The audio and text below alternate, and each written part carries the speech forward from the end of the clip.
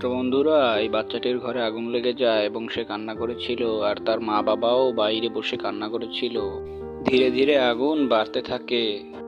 এরপর একটি সাহসী বিড়াল তা দেখে ফেলে এবং সে তাকে দৌড়ে বাঁচাতে যায়, আর তারপরে সে ঘরের ভিতরে ঢুকে যায় এবং সে ঘরের ভিতরে ঢুকে বাচ্চাটিকে খোঁজ করা শুরু করে। কিন্তু সে চারিদিকে খোঁজাখুঁজি করছিল, কিন্তু বাচ্চাটাকে কোথাও খুঁজে পাচ্ছিল না।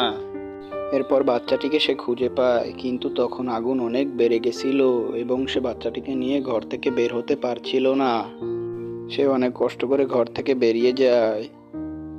তারপর বাচ্চাটির মা বাবা এখানে কান্না করতেছিল, কারণ বিড়ালটা অনেক বাজেভাবে পুড়ে গেছে এবং বিড়ালটা পুড়ে পুড়ে মরে যায় এবং তার বাবা মা তাকে এখন সমাধি দিতে নিয়ে যায়। আর বিড়ালটাকে কবর দেওয়া হয়ে গেছিল, সবাই তার জন্য দোয়া করছে এবং বিড়ালটা বাচ্চাটিকে বাঁচানোর জন্য জান্নাত পায়।